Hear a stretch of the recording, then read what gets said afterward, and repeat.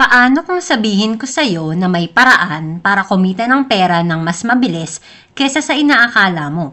Siyempre, kailangan mo pa din magsipag at magpursige para kumita ng mabilis. Nandito ang 17 ways para mabilis kang kumita ng ekstrang pera.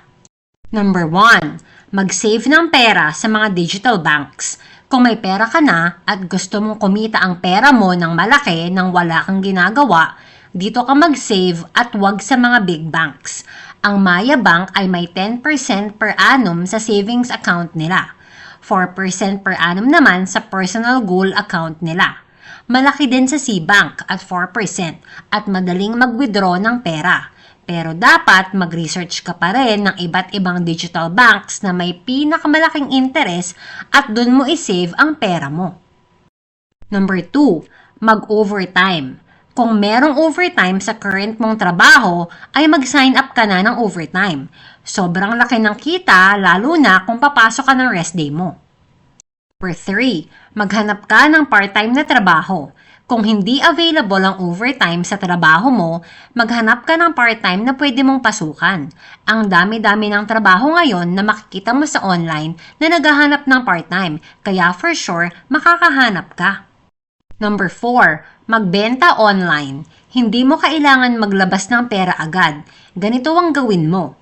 Picturean mo ang mga gamit nyo sa bahay na hindi mo naman na ginagamit at ibenta mo online. Sa benta mo dito sa mga gamit mo sa bahay, pwede mong simulan ang negosyo mo at paikutin ang puhunan hanggang sa lumaki. Gumamit ng mga online platforms kagaya ng Shopee, Lazada o Facebook Marketplace para magbenta ng mga produkto mo. Number 5. Magtayo ng maliit na negosyo. Pag-aralan ng pagtatayo ng maliit na negosyo tulad ng food cart, karinderya, pwede kang magbenta ng mga dessert like cake, pwede rin yung mga Korean food o kaya street food ng mga Japanese. Ang gawin mo, mag-research ka online ng mga negosyo na pwede mong itayo agad kahit sa maliit na puhunan. Kahit maglagay ka lang ng lamesa sa harapan ng bahay nyo at magbenta ng mga produkto na sa palagay mo ay mabenta sa lugar nyo. Number 6. Magbenta ng sari-sari store items. Magtayo ka ng maliit na tindahan sa iyong barangay at magbenta ng mga pang-araw-araw na pangangailangan. Kahit magsimula ka sa maliit, sa harapan lang ng tindahan mo, magbenta ka ng mga gatas, itlog, asukal at kung ano pa sa palagay mo ang kailangan sa inyo. Dali, magsimula ka na ng sari-sari store. Number 7. Mag-offer ka ng GCash in and out. Magpaskil ka lang sa labas ng bahay nyo na nag-o-offer ka ng GCash in and out dahil sa kada 1,000 pesos na processing mo, meron ka na agad 20 pesos. Number 8. Freelancing. Ipagkaloob ang iyong mga kasanayan sa freelancing platforms kagaya ng Upwork, Fiverr, or Freelancer. Madaming trabaho ang pwede mong mapasukan, ang gawin mo lang, mag-research ka kung ano ba talaga yung niche mo. At for sure, madali kang makakahanap ng freelancing na trabaho online. Number 9. Magtinda ng snacks. Magtayo ka ng maliit na tindahan ng mga kakanin, merienda o street food sa kalsada. O di kaya, pwede mo rin dalhin tong mga snacks na to sa opisina o kaya ipabenta mo sa asawa mo sa opisina niya para may additional kang income. Number 10. Magtayo ng karinderya. Meron sa Pasig na pinipilahan ng karinderya dahil masarap at mura ang tinda. Pwede mong gayahin, lalo na kung talent mo naman ang pagluluto. Magluto at magbenta ng lutong bahay sa iyong lugar para sa mga taong walang oras na magluto. Number 11. Maging virtual assistant. Magtrabaho bilang virtual assistant at magbigay ng serbisyo sa mga negosyante sa kanilang mga administrative tasks kahit nasa bahay ka lang. Pwede kang mag-bookkeeping, accounting, o kaya maging executive assistant nila or scheduler. Try mo na maging virtual assistant, for sure magiging dagdag to sa kita mo. Number 12. Mag-invest sa stocks or sa crypto.